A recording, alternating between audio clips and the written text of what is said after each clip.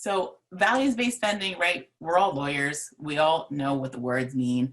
You may have heard of this before, but instead of just kind of talking to you about what it means to spend money on your values, again, I want to provide you a framework so you can actually take these principles and then go home and apply them to your own numbers, to your own situation. Basic principle for values-based spending. This is something I tell all my clients. You can spend your money on anything, but you just can't spend it on everything, right? This principle applies for so many things, right? Time, energy, resources. We don't have unlimited resources, so we are going to have to make choices. And it's not my job to tell you where to spend your money. That is not how I work with my clients. But it is my job to make sure that you're spending it where you want to be spending it, right? And that won't be everything. Unless you have unlimited resources, then you probably don't need this training anyway. But if you don't, then we're going to have to make some choices. So how do you make those choices? We're going to figure out what you value most. So this is a little exercise that I take my clients through. You need to take a look, and we're going to pick your top 3 values. I have a bunch that are listed here.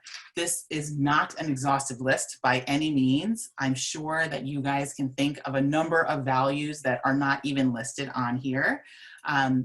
But if you are feeling bold and are willing to share, I would love to hear what some of your top values are. You don't have to pick all 3 right now, but if you want to pop into the chat any values that jump out to you as something, that's really part of your core, something that you really believe in, something that you really put on, that you place a lot of value on, right?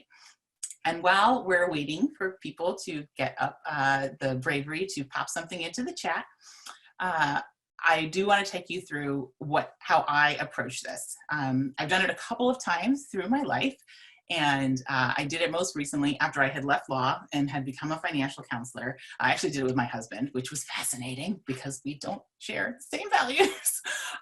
But mine came out: children, career and achievement, and freedom.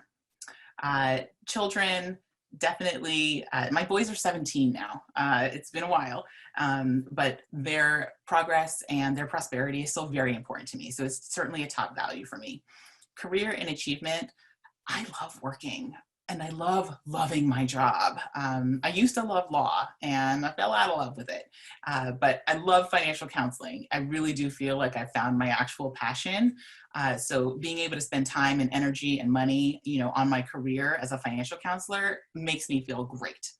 And freedom, I'm not talking about like Braveheart, like freedom. I'm talking about time freedom, right? Being able to wake up every day and decide exactly how I want to spend my day. This is a far cry, right, from having a law practice and having clients and waking up and serving partners and, all of these other things that were really part and parcel of the practice of law. Having my freedom back and being able to decide how I want to spend my day is really, it's priceless to me. And so whatever money I spent toward trying to, go down the path of financial independence and be able to leave the practice of law in a way that, still felt confident that, I wouldn't be destitute, that was totally worth it for me. But we do have some shares. It's so great to see these. Oh, kindness and community, love it. Spiritual growth, yes, absolutely. I have God and family. These are often, top priorities for people. And with my clients, tithing and, giving back to their church or their spiritual community is a value, and we put it into their budget. That's how it works. Security, family, and freedom, love it. Travel, spiritual growth, security, yes. A lot of common threads here, but this is great to see, and certainly things that we could absolutely work into the budget, right? So what's the framework? We are going to work on funding your values.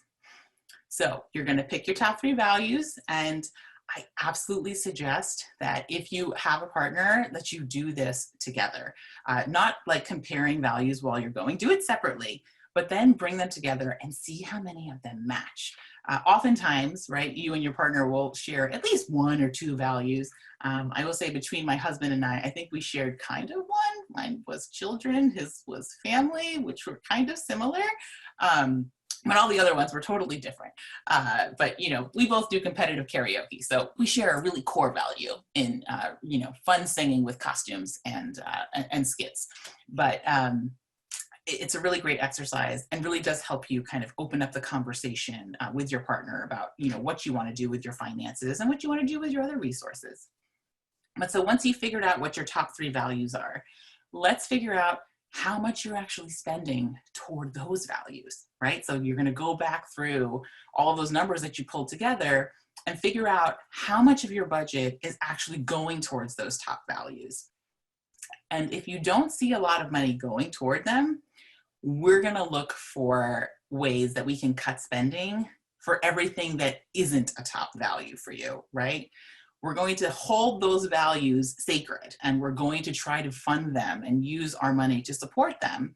But for everything else, we're going to be ruthless, right? Because it's not that important to you anyway. We've already identified what your top values are.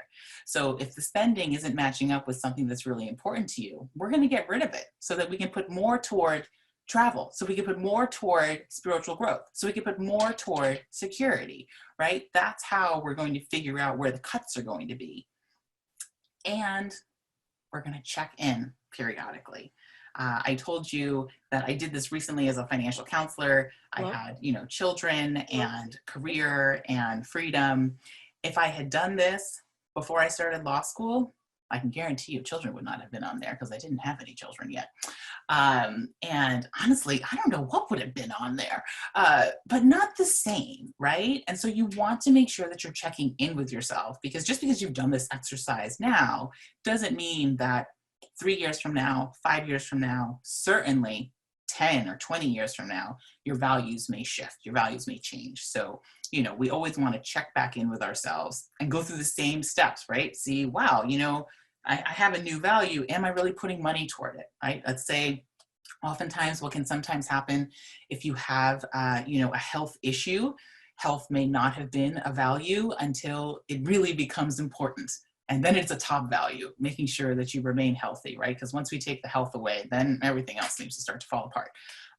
And so, you know, that can be a very, you know, visible change in your value system. And that may mean that you need to put more resources toward your health, right?